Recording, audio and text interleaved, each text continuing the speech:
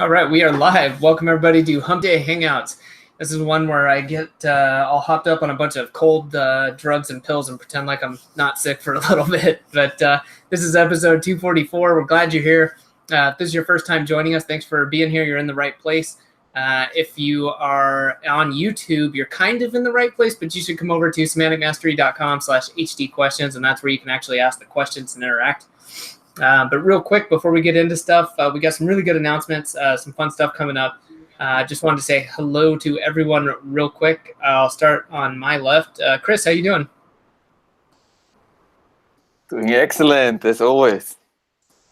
Good deal, good deal. You're, is the situation back to normal in Austria? Yeah, it's pretty good. Like many people think it's chilly because we are like, I don't know, between 18 to 20 degrees right now, which is like 20 degrees less than last week in Celsius, obviously. But yeah, I like it that way. For me, it's way better. I can work, I can do my projects, I can hit the gym and stuff. Don't have to sweat all day and actually can go out and stuff as well. So I'm super happy. Can't complain. How are you doing?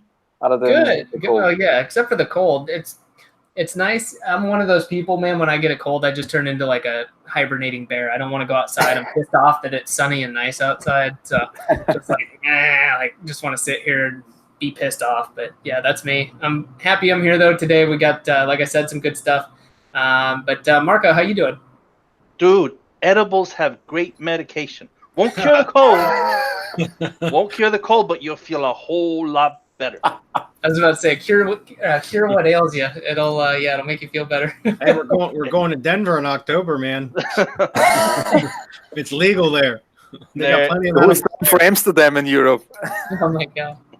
There you go. You guys are incorrigible. Hopefully Live is going to take on some new weird meaning. So yeah, we're gonna have the Hump Day Hangout while we're there, and we'll all be baked. Oh my god. Full. Bradley, how you doing, man? I'm good. I'm happy to be here.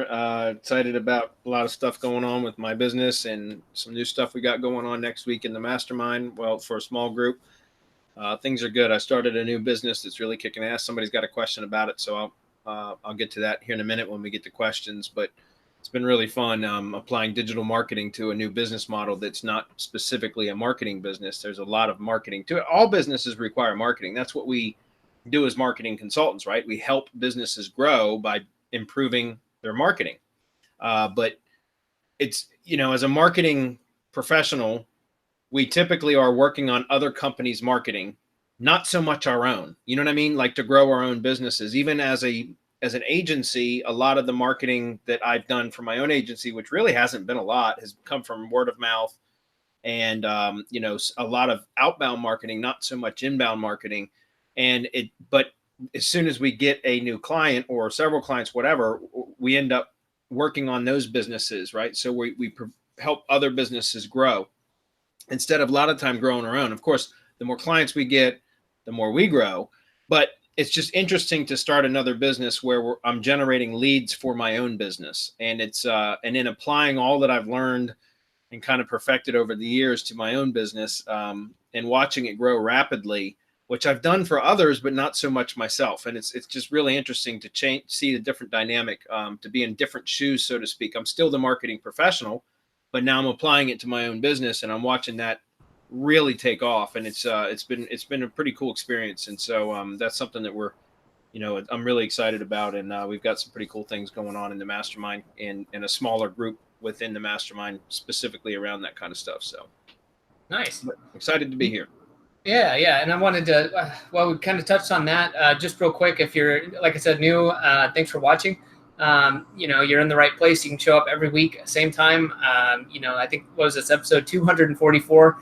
We've been doing this for a little while. We're going to keep doing it for a while longer, but be here 4 p.m. Eastern every week on Wednesdays. If you're looking for the next step, that is a question we get. What should I do? I've been watching your videos. What's the next step? Grab the battle plan. Check it out at battleplan.semanticmastery.com. After that, the place you're going to want to be at is what Bradley was just talking about, was our mastermind. You can find out more about that at mastermind.semanticmastery.com. And then for those of you who are, either doing client work, you're growing your own agency, or you know the value of your time, if you want to get premium done for you SEO services, head over to mgyb.co. Real quick, too, I wanted to say we sent out an email. You know what? I'll own this one. I sent out an email with a little bit of a spelling error. It turns out it's POFU, not POFO. If you want to come to POFU Live in Denver, it's October 11th, 12th, and 13th. The 11th is going to be the VIP day. I'm wrapping that up right now. It is going to be kick-ass. Until I confirm it, that's all I'm going to say. But that's going to be a great way to get to know everybody. Just do the networking, meet up with people, and then roll into the event on the 12th and the 13th and have a great time. A lot of actionable content, some kick-ass guest speakers along with ourselves. But literally tomorrow, the early bird pricing is going away. So if you've been on the fence, you've been thinking about it, now is the great time to buy your ticket. After that, prices are going up, and that's where they're going to stay until the event. So grab those today. I'll put the link on the page for everyone to go and grab their tickets. Let's see. We talked about, Bradley, do you want to mention what's coming on next week? You talked about the training for the new business, but I believe there's another webinar for everyone next week, right? Yeah, next Thursday we're doing at 4 p.m. Eastern an MGYB and kind of Syndication Academy update webinar where we're going to be talking about how to get the most the most bang from press releases, how to get the best SEO effect and for driving traffic. And we're going to talk a little bit about PR stacking and how to do that, the PR stacking method, and also how to even add more power to the press releases into the PR stacking method. And so that's going to be kind of an MGYB webinar as well as a Syndication Academy update webinar, because there's a way that you can apply the PR methods to a syndication network too, and use that as another way to amplify the PR, the press releases. So I would highly encourage you guys to go check that out. It's going to be cool. We're going to talk about, again, you can get press releases from MGYB, which is the same service that we all use, and they're very, very powerful if you know how to do it correctly. So we're going to be talking a lot about that. A lot of the stuff that we'll be talking about has actually really only been explained fully before in Local PR Pro. So we're going to touch on some of those concepts in the webinar next week. Very cool. Awesome. Yeah. So everyone, stay tuned. You'll be getting, if you're on the email list, you will be getting an update about that and some information about where that's going to be at and how you can get there.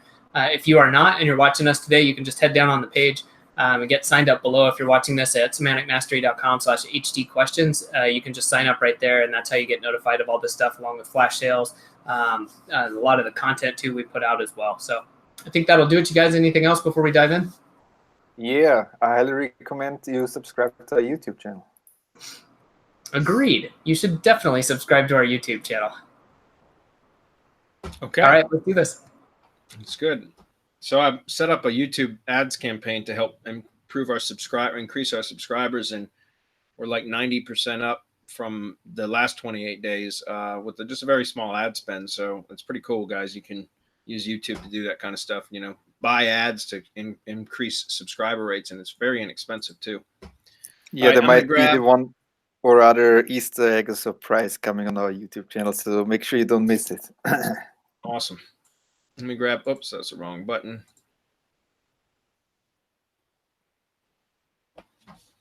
All right, let's get into questions. We had quite a few already, which is good. Let's see. I guess we start with Justin T. Let me actually blow this up a little bit, guys.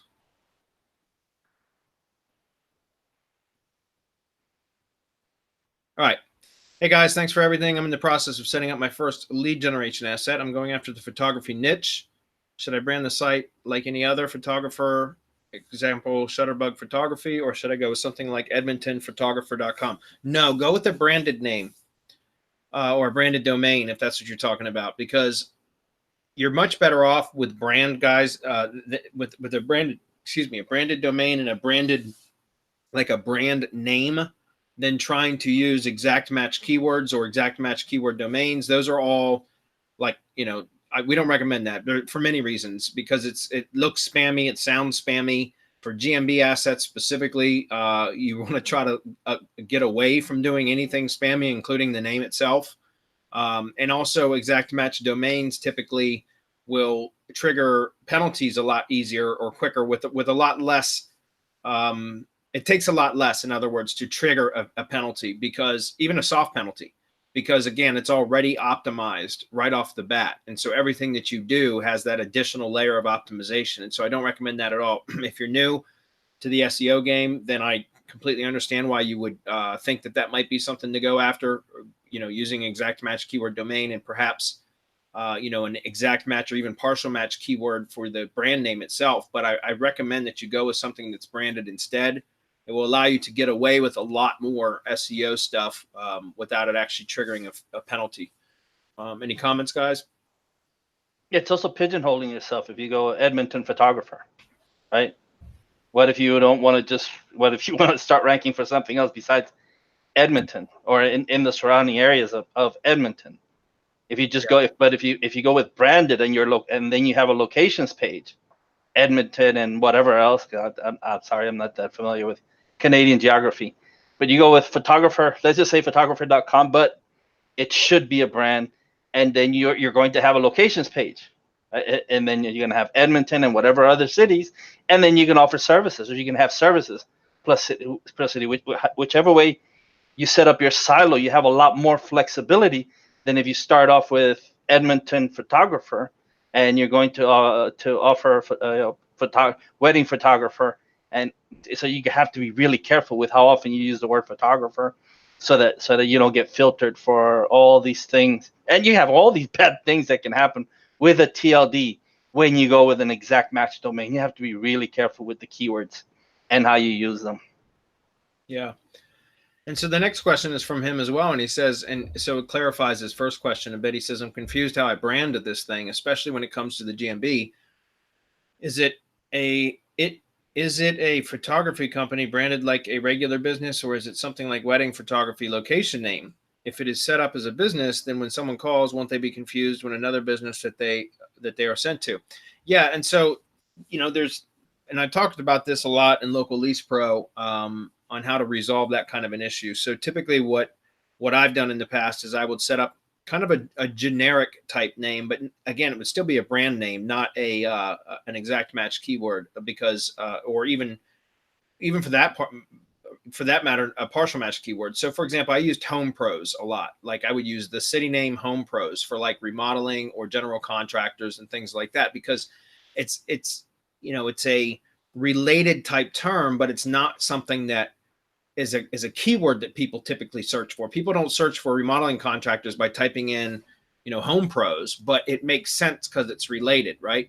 And then once the assets would rank and start producing, when I would find a service provider that wanted to purchase the leads from me or lease the asset from me, however we, whatever agreement we came to, then after a few months, if they had proven themselves to be good service providers and it looks like they were going to be long-term, then I would rebrand it. Okay. And that's part of the reason why we've talked about not building citations. There's a number of reasons why you don't want to build citations for a lead generation asset. One would be if you plan on rebranding it, because then you have to go back and update all of the existing published citations. But the other thing is if it's a spammed GMB, in other words, if it's a Google My Business address that you use to verify, or excuse me, a listing that you got verified, that you don't have access to the actual address where it was verified to, then you don't want to build citations, because once you start building citations, naturally that physical location will start receiving mail as solicitation offers from marketing companies and directories and all kinds of things, and it will be addressed to that business name. So if you purchased a GMB asset that was verified by somebody else, then you don't want to do citations, because next thing you know, you're going to start getting business mail sent to that location, and it could very easily be reported by whoever's at that location, right? Whether it's a business or a residential address, somebody's going to be getting mail that's addressed to a business that doesn't actually exist there. And so that's one reason I said don't build citations. But another is if you are going to rebrand it for the service provider that you end up ultimately, securing for that location, or for purchasing those leads or whatever, then you also don't want to build citations, right? So that's why I said if you're gonna do one of the things that I've done as far as how do you resolve that? Well, I use a call center for all of my lead generation assets where the calls go directed to what I use is it's called Answer Connect, answerconnect.com. And I set up a script where they answer the phone. And so let's say that it's, Shutterbug Photography is the name of your business, right? Your lead generation asset. And let's say it's going to Joe Smith's Photography is the actual photographer that's going to be handling it. Then the way that I would set it up is that the call center would answer it as Shutterbug Photography, part of the Joe Smith Photography Group, or something like that. And so it's just a way to inject the actual business name that the leads are going to be serviced by into the introduction or the greeting that when the caller answers the phone. So again, I've said this many times, if you're going to be building lead generation assets, you're better off using a call center if you're going to be directing leads field having calls coming in, because another reason why you want to do that, and I talked about this, I think in the last Hump Day Hangouts, is because when you start getting calls, if you forward the phone number directly to the business, unless they have a full-time receptionist, and a photographer might, unless they have a full-time receptionist, they're going to get hammered with a bunch of solicitation calls. It's funny how when you rank a Google asset or rank on the first page, but primarily in maps, when you rank in maps, all of a sudden you start getting a bunch of calls from marketing and advertising agencies. Like Yelp is one of them. Again, I use contractors a lot as examples, but Home Advisor will absolutely start hammering contractor lead generation assets with phone calls, trying to sell them leads. And so, and it's funny that only happens once you're ranked on page 1. When you're ranked on page 2, when you really need those types of lead, like in other words, I would think as a marketing and advertising agency, they would be targeting page 2, but they're always targeting the page 1 people. So anyways, my point is the business will get inundated, will get hammered with solicitation calls. And so that could actually piss a business off. And I know it because I've been doing this for years. So that's why I always recommend setting up a call center, because the call center will screen the calls and filter out the solicitation calls. Those won't ever go. Those messages won't get to the business that's going to be purchasing the leads from you or leasing the asset or however you work it out. Now, if they got a full-time receptionist, that's the receptionist's job. You can still forward it to them.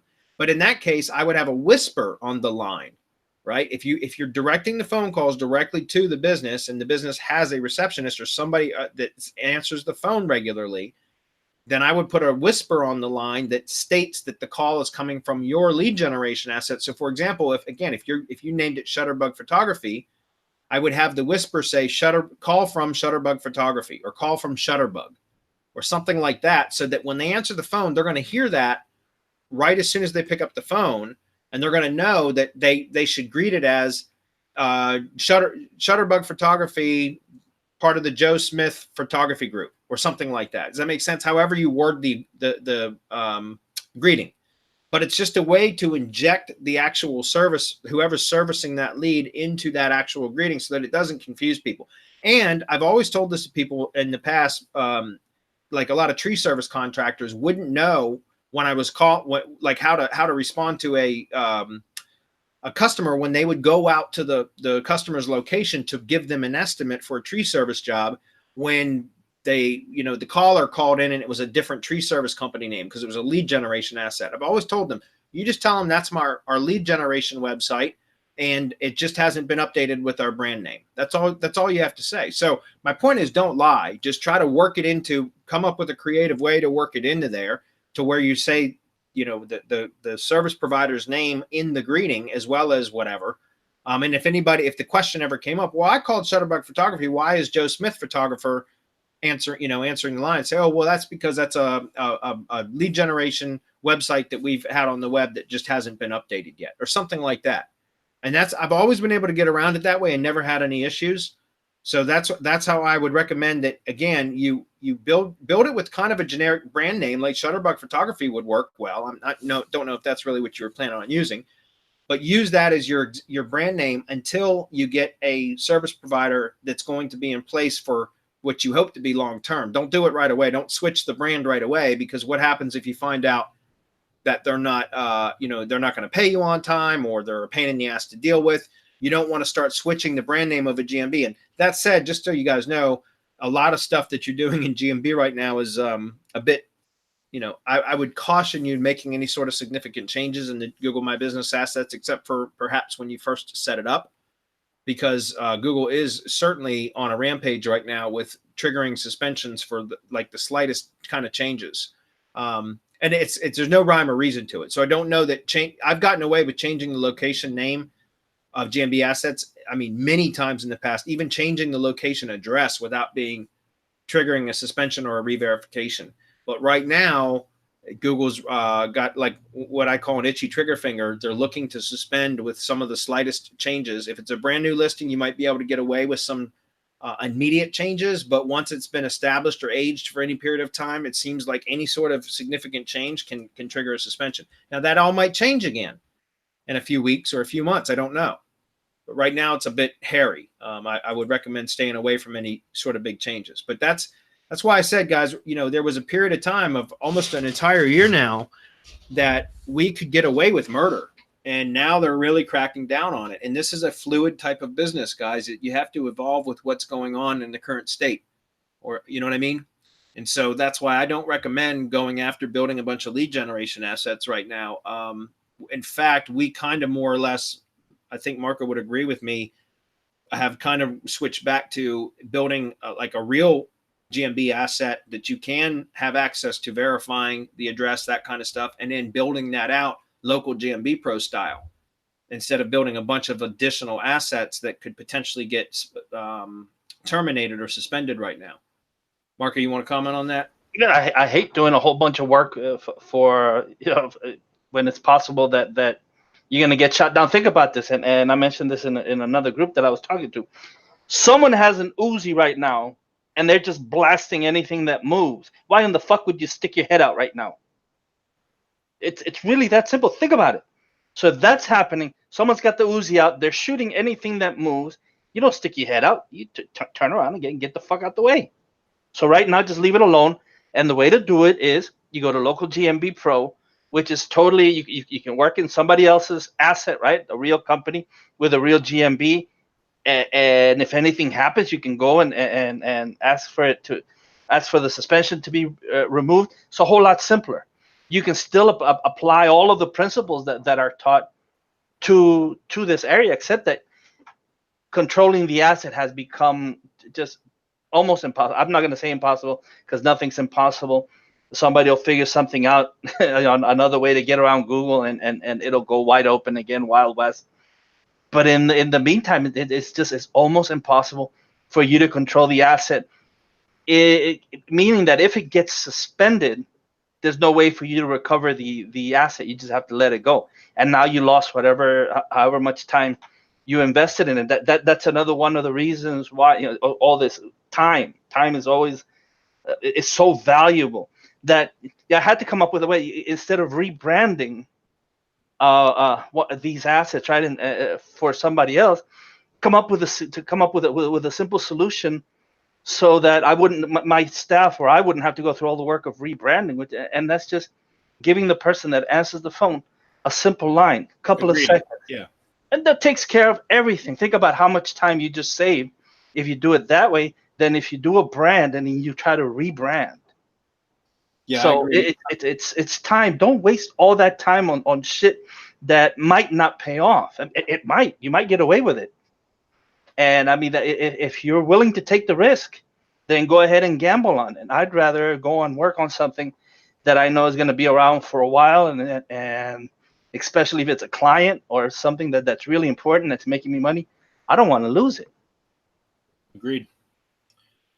Okay, next is I am building out an authority site in the health niche. It seems that RYS stacks are geared towards local GMB assets. Do you have any case studies that RYS stacks benefit authority sites in broad niches?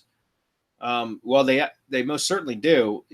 Marco always says local is relative, right? So it really, we have been pushing, because there was a wide open loophole, guys, for the last year, really, because it was July of last year that the loophole opened up for GMB stuff. that is now being shut, which is what we've been talking about today.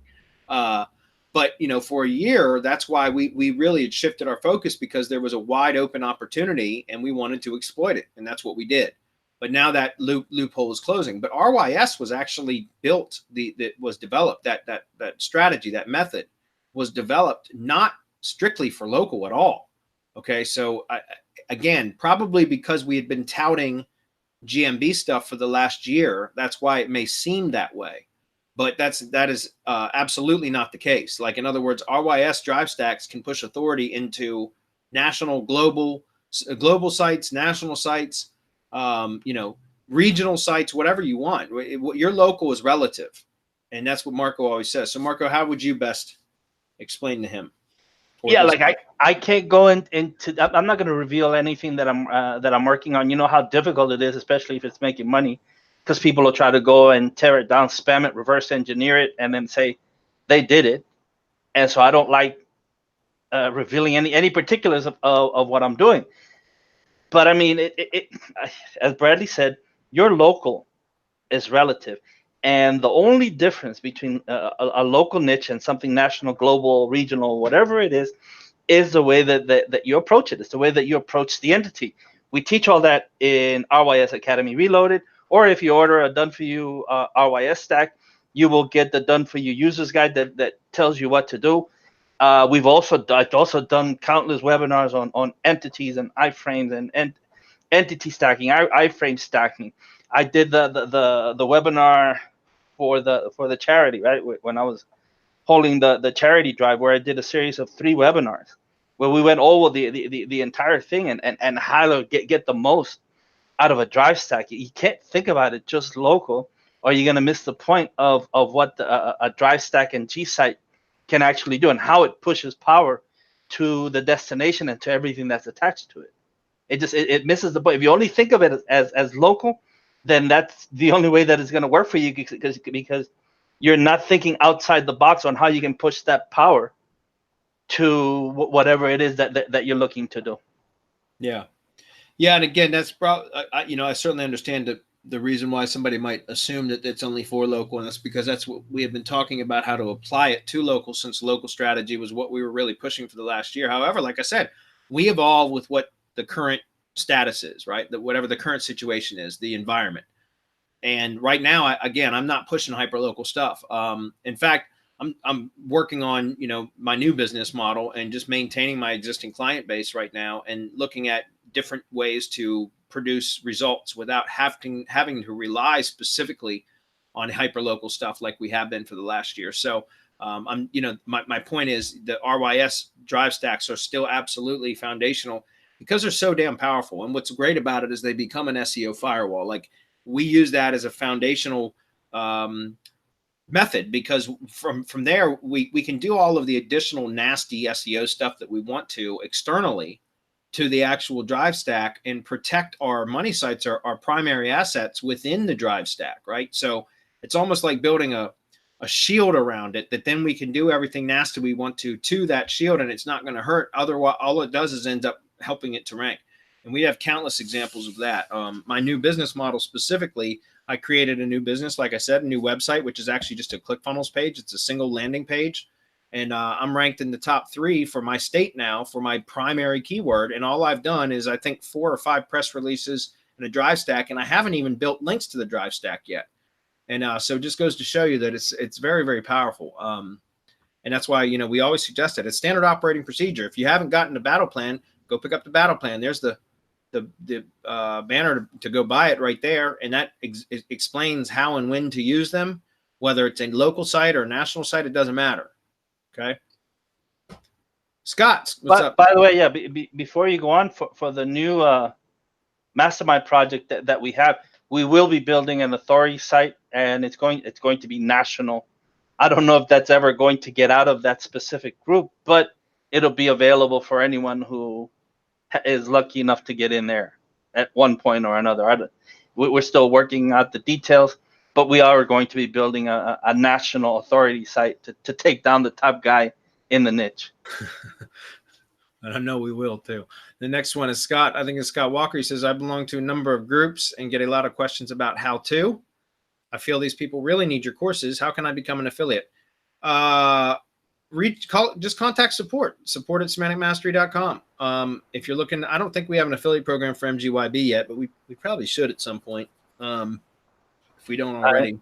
I think we do. It's really simple to set up affiliates. Write to both support at semanticmastery.com and support at mgyb.co, Scott, and we'll take care of you. We'll figure out how to give you affiliate links so that you can push our stuff. We don't mind you pushing our stuff.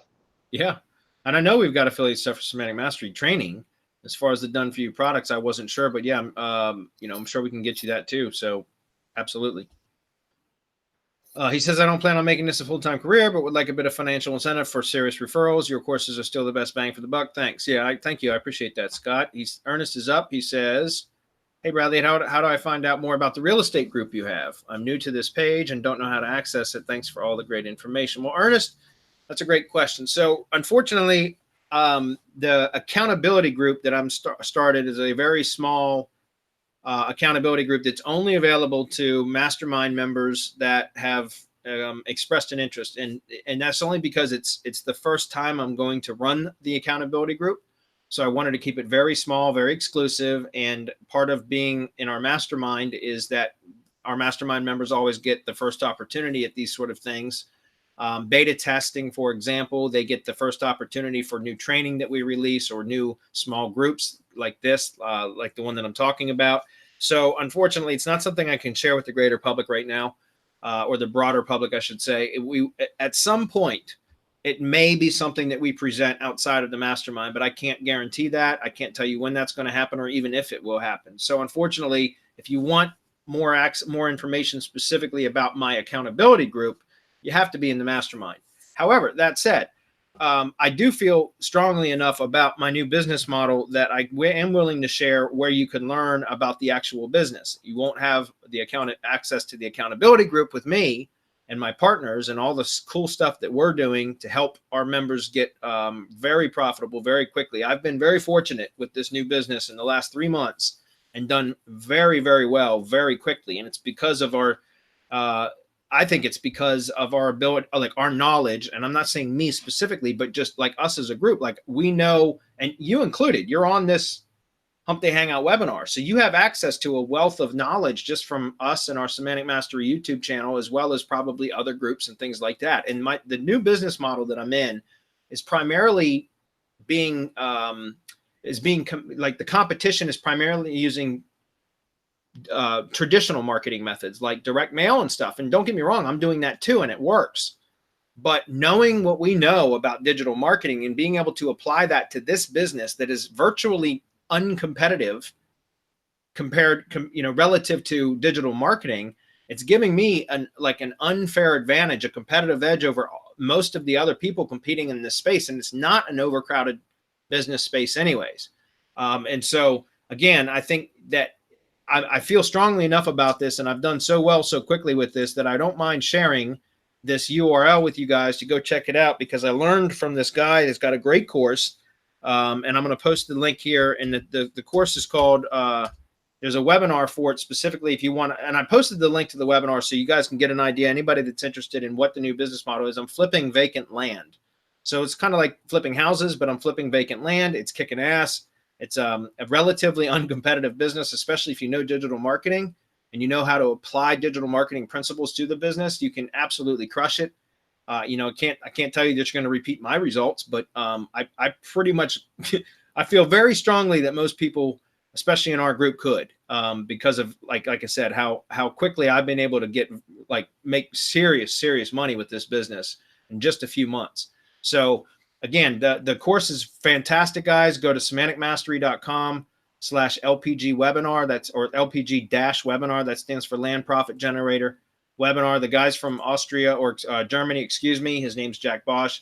He's kind of a goofy guy, but he's great. He's a great teacher and instructor. He's got a great course. If you go to the webinar, it's obviously going to pitch you the course at the end, but it's exactly what I took and went through. And it took me 1 month to go through the course and set up because we know marketing, guys, right?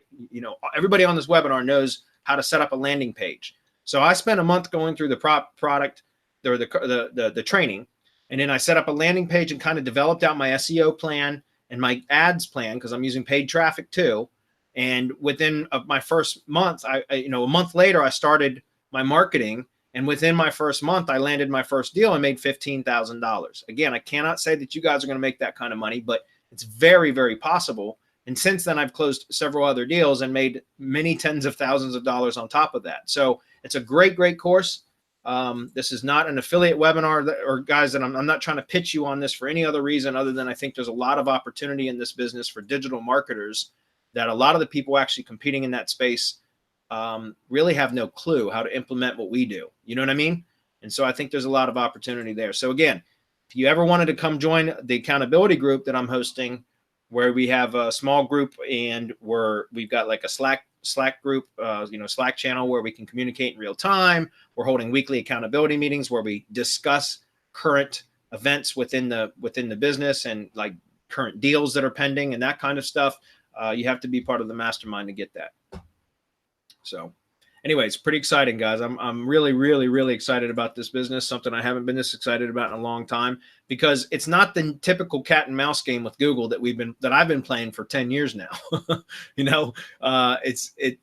fact, it's a breath of fresh air, because it's, I very quickly have been able to generate a lot of leads for my own business, my own real estate business now, using the principles that we know. And it's almost, like I said, the competition's almost non-existent. My SEO, I'm already in the top 3 for my primary keywords for the state of Virginia, which is my local. I'm targeting the entire state of Virginia, and I'm in the top 3 within what 2.5 months, with just a handful of press releases and a drive stack and a single page landing page. It's incredible, and I'm getting leads every single week, 8 to 10 leads every week just from Google and a couple from Facebook, actually.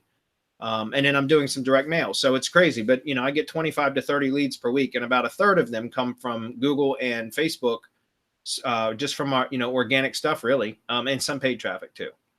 So it's a great business model. Go check it out. You'll get to see what it's all about. And if you really want to get in on the accountability group, then come join the mastermind and you'll have an opportunity there. All right. Great question though, Ernest. Thank you for asking. Next one says, ran across a WordPress plugin called Google Site Kit, made by Google. Really? A WordPress plugin made by Google? No shit. Okay. To connect all Google functions like AdWords, analytics to site. Any thoughts on using a plugin like that? No, because I haven't seen it. I don't see why it would be an issue. I mean, I know some people don't like they think that they want to keep Google out of their site, but trust me, Google knows everything about your site regardless. It's funny because I remember a few years ago, like people would say that they wouldn't put analytics on the site or submit the site to Search Console, what used to be Google Webmaster Tools, because they didn't want Google knowing what was going on with their site. Yet they'd have a WordPress site with Google fonts installed, or you know what I mean, or they'd access it from Chrome. So it didn't make any sense to me. But I don't see anything wrong with it. Marco, do you have any thoughts on that? Me, I hate giving Google more information than they need. I don't know if I'm going to be putting all that together. Although, yeah, if you already have analytics and Search Console, by all means. If you're using AdWords and YouTube, might as well, because they're already on your website anyway. But if you don't, and you don't want to get, there's websites that I simply refuse to let Google into, then you're going to have to make that choice. Do you let them in or do you not? That's interesting. I might actually play with that. I might even put that on my new, well, no, that's just a landing. Well, I've got a blog set up on a subdomain for my new business. I might put this on that just so I can play around with this plugin a little bit.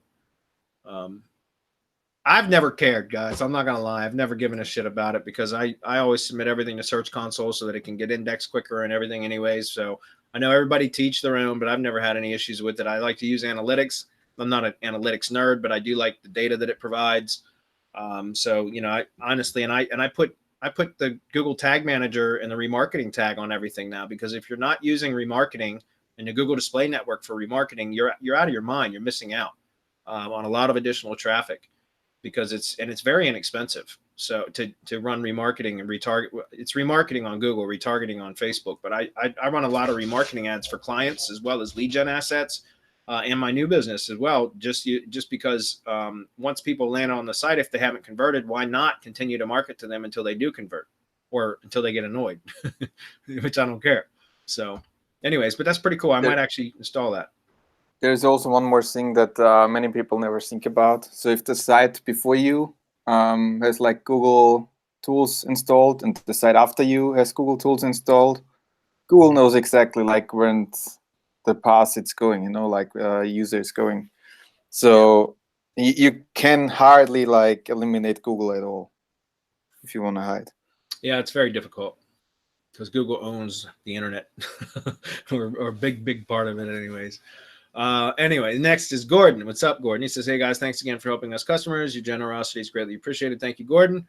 He says, last week, someone asked a question about whether or not it was more difficult to rank a new site for a local business niche and location if you didn't want to set up a related GMB listing, but your answer was about local organic rankings in general and did not address the GMB question.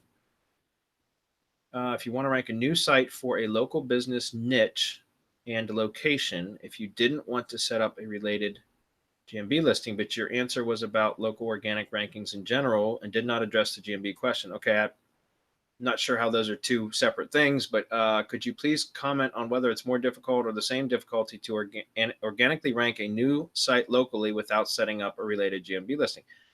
I think you misunderstood my explanation, so I'm going to try to explain it again, but it's going to be the same explanation. So maybe Marco can chime in here in just a moment and reword it or convey what I'm trying to convey in a different way that makes more sense to you. But it's the same answer that I'm going to give you before. The problem with ranking a local site or a site for local keywords is that in the organic section instead of in maps is that you're competing with a lot of directory style sites now, which are highly authoritative, very aged domains typically, which carry a lot of inherent authority, and it's very difficult to outrank them. Depending on the locations, obviously, if it's more of a smaller area, then you can typically get much better results because they're not.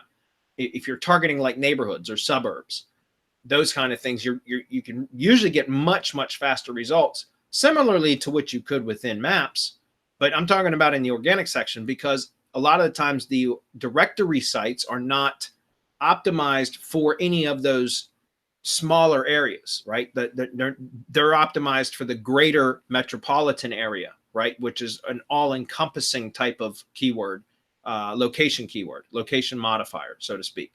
But when you're talking about trying to rank organically for, like, again, I'm going to use Fairfax, Virginia, because that's a big area, a very competitive SEO area for SEO in Virginia. So Fairfax, Virginia, if you were trying to rank for like plumber or plumbing contractor, Fairfax, Virginia, again, and I'll prove it, we'll go just do a quick search. If I said, plumbing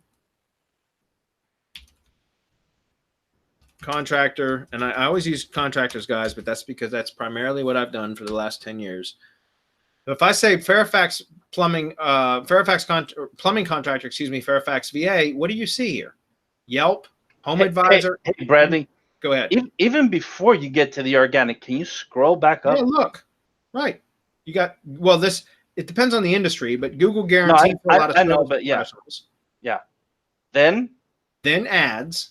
Then another maps. Ad. Yeah. And then what do you get? Then you get 3 directories in a row. Then you get a company that's been around for a long damn time. John C. Flood's a big contractor up in that area. Then you get another directory. Then another really aged authoritative type site. That company's been around. Then another directory. You see what I'm saying about this?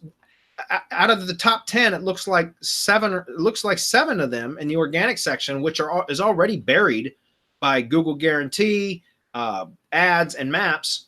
It looks like 7 out of the top 10 organic rankings are of other directories. So again, I'm not talking about GMB stuff. I'm talking about organic rankings. Can you rank a site for local terms in the organic section? Yes, but it's a dogfight is what I'm telling you.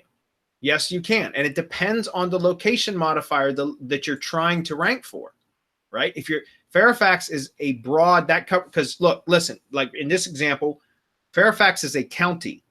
Fairfax is a county, but it's also there's the city of Fairfax too. But there's 23 locations within Fairfax County, like Vienna and Oakton and Tyson's Corner, and so trying to rank for those would be much easier. It's still relatively hard or difficult, but trying to rank for like plumbing contractor Vienna, Virginia is going to be easier than trying to rank for plumbing contractor Fairfax, because that's essentially targeting the whole county or the city. But either way, it's basically one and the same. They're synonymous, right? And so my point is, it's very, very difficult to do that. And that's because Google is, for whatever reason, they're promoting index pages of other directories on their primary index page, page 1, which, remember, Google's nothing other than an index of listings. And so what happens when you click through to this? It's an index page on Yelp for plumbers in Fairfax, which I think is stupid, right? Like, you go from one index to another. I think that's dumb, but it is what it is. And so again, like I said, that's why I've shifted years ago. I shifted away from trying to rank organically to just sticking to maps, because again, look at it, like that always came up first. It tended to be a lot easier to rank for maps than it did for organic. But yet, can it be done? Yes. But you're in for a dogfight. That's all I'm saying. So I don't know if I explained that any differently than I did last week. Marco, do you want to take a stab at it? No, that was perfect, because all I added to what you said was the amount of power that you'd have to push. How do you explain the amount of power to take down Yelp and the amount of work that you have to do? And is it going to be worthwhile going for that?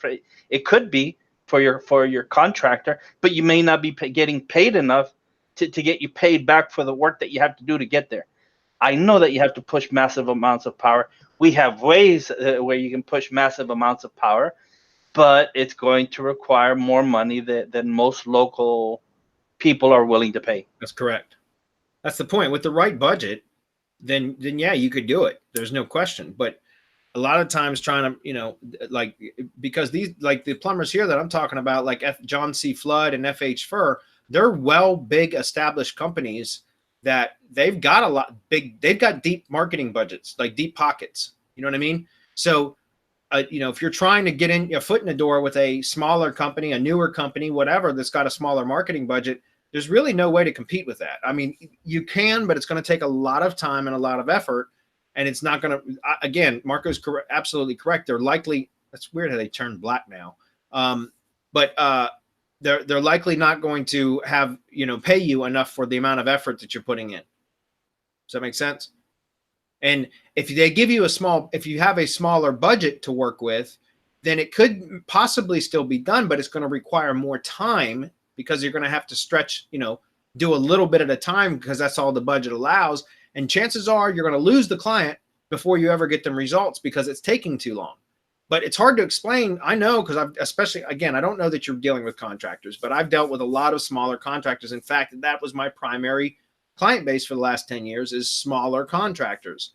And so it's difficult to, explain to a contractor, and it's like banging your head against a wall when you say, listen, if you want to get results really, really quickly, I'm going to need more money. They say, I don't have any more money, but I want you to get me results right away. If you got me results, I'd have more money. Well, I can't get your results without more money.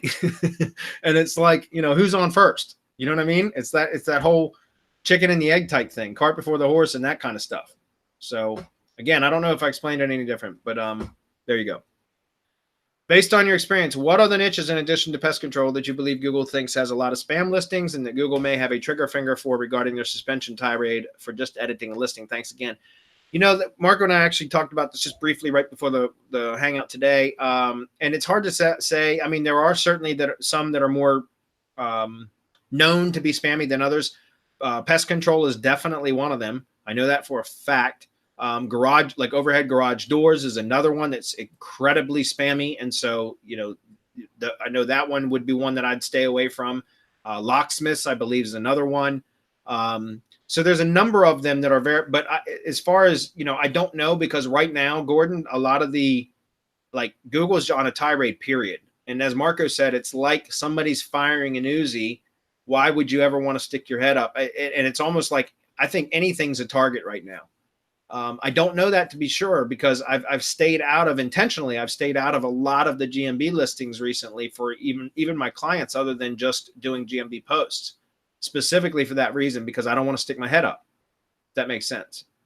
But so, again, we don't work for Google, so I can't tell you specifically which niches are worse than others. I do know some that have historically been spammy, and Pest Control is one of them. So I probably should have kept my ass out of my client's Pest Control.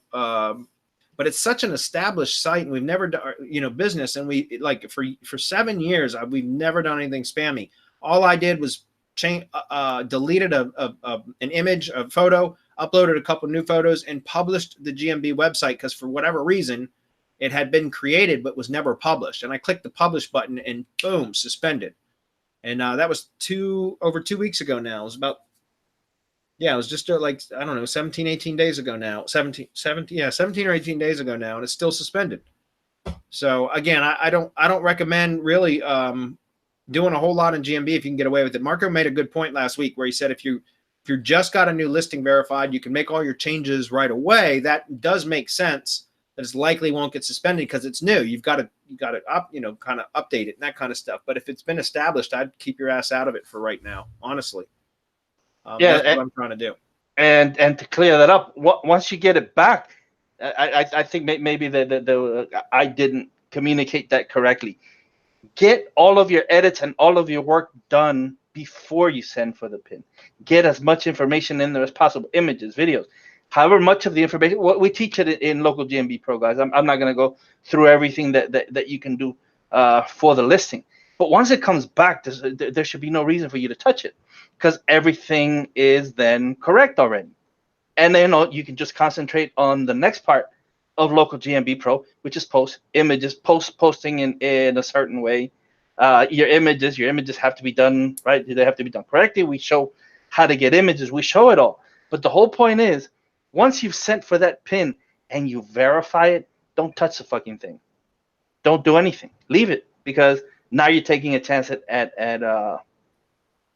getting suspended, and that's not something. At least for now. It might change. Yeah, but we don't know when, and we don't know how, and we don't know which which niches and which ones are still going to be have that hair trigger. We don't know. Yeah, sometimes I wish I were a fly on the wall of Google GMB to know what the hell is going on, because there's no rhyme or reason to what they're doing. Correct. Next one's from Scott again. He says, a few weeks ago, you mentioned a service for done-for-you schema markup creation. I have a multi-location client, and my schema markup needs some major help. Could you please give us the name and URL again? Thanks. Yeah, it was Ryan Rodden. He was a mastermind member for quite some time, and he got really he geeked out on schema, and he really did. And so, like, he created he ended up, because he got so good at it and he had so many people asking him all the time, like, for help with their schema, he decided to create this, and I'm assuming he still does it. I haven't talked to him in probably 2 years now, but it's schema.pro, and it's spelled, instead of the way that schema is really spelled, he spells it SKEEMA.pro. So just go to SKEEMA.pro, and you can check out a schema code order, structured data overhaul. He's got several, the guy knows what he's doing. At least he did 2 years ago. And as long as he's still staying up to date with what's going on, which as geeked out as he was about schema back then, I'm assuming that he is still up to date, or he's staying on top of that stuff. But just reach out to him. Tell him that we sent you. We don't get any affiliate referral or anything for that, but it's always good to give credit to people that refer business. So check it out, schema.pro, and that's spelled SKEEMA.pro. All right. Fitz is up. He says, good afternoon, gents. Thanks for allowing this forum to continue. It is greatly appreciated. My question today is, Google loves Q&A. Should we add a single question and answer to one-page post for the website? I ask because the new schema requirement is to only have one Q&A per page, but in an industry with a good number of Q&As, do you put only one page for 10 or more pages? Do you think that is valuable? Okay. I'm not. I had always lumped similar questions together, and Q&A posts, guys, are great content for blog posts, and then you could break them out as individual, like GMB posts, You can create syndicate, blog posts with them, that kind of stuff. But my point is, Q&A posts are great. And a lot of times, and I've talked about this in Syndication Academy. I can go over it no, we don't have enough time. I was going to say I can go over briefly, but we've only got 5 minutes. I'll show you some ideas on how to do that. But I had always lumped similar questions together on the same page. However, if the new schema requirement is to only have one Q&A per page, then yeah, I mean, I don't see why not. I would just do it as blog posts, right? I would do short blog posts and mark each blog post. So I wouldn't dedicate a whole page to it. If you're going to have a page, I would have Q&A, grouped in similar questions into groups and separate in different heading sections, right? Header sections within the page.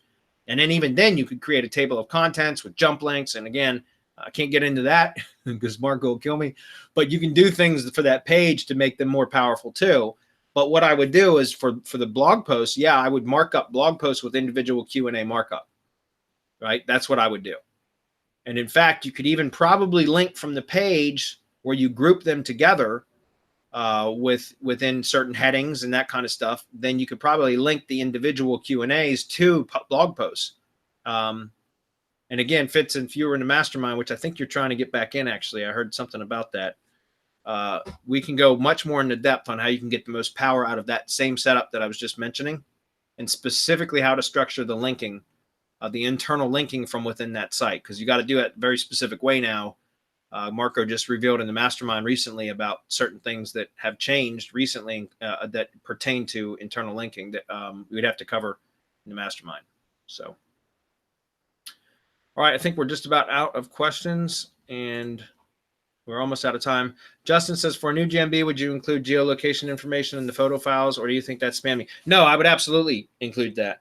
Because here's the thing, if you're taking photos, like if the business owner, so to speak, was taking photos from a mobile device with GPS enabled, which almost all of them are, that's going to have that embedded information by default anyways. And if they're uploading it to their own GMB listing, then it would see that. If customers are uploading photos, remember, like for stores and places yeah, I'm a Google local guide, guys. I do review. I don't do it all the time, but when I think about it, if I'm at a restaurant or if I'm in a hotel or something and I think about reviewing it, then I'll take a photo and upload that with my review. And guess what? It's got my GPS, my EXIF data, right? My geolocation, geometadata is embedded in that file, and that then gets uploaded to that GMB listing as a customer photo, right? So, by the way, if you're going to be doing a lot of uploads to a GMB right now, I wouldn't do it as an owner. I would do it as a customer. So you could do that through Persona email account, Persona Gmail accounts, guys. Persona profiles, Google profiles that you set up, so that you don't trigger a suspension from uploading photos. I haven't heard of anybody actually. Well, actually, Marco had one that was triggered from uploading a photo. But if you upload if you upload a photo to a GMB listing as a customer, then Google can't suspend the listing, as far as I know. Now, as far as I know, I haven't heard of that happening, but I have heard of uploading a photo as the business owner, so from within the GMB dashboard, and it causing a suspension. I haven't experienced that myself yet, but a customer photo wouldn't do that. So again, think about that. It's not spammy at all. Now, if it's an image that Google knows is on the web, which Google's image recognition is incredibly good, and all you did was change the metadata, then that could perhaps look spammy, and that might be something to trigger trouble in the future. I haven't seen it trigger anything right now. But a quick way to determine that, guys, is you can always go to tineye.com is one of them. There's probably other ones. Google, I think, even has its own image recognition engine that you can play with. I think Marco shared that in RYS or something. But tineye.com is free, and you can just actually go grab the image and drop it in here. You can either take if it's already on the web, you can take the URL and drop it in here, or you can just actually take the photo from your computer, from your file system on your computer, and upload it, and it'll tell you if that image has already been indexed on the web, and it'll show you where, if it has been. Right. And again, TinEye is not as good as Google at that, but it still will give. So again, if you're just taking an image that's already been used on the web and changing the EXIF data, then that may cause an issue in the future. I haven't seen it cause any issues currently.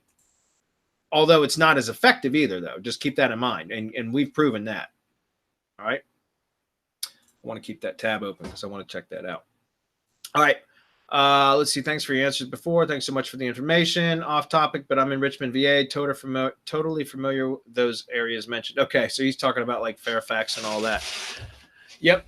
All right, guys. Well, we appreciate y'all being here. Mastermind webinar is tomorrow for those of you that are in the mastermind. And thanks, everybody, for sticking around. You guys all hung out. Thanks. Woo! You? All right, man. See you guys tomorrow then. Later.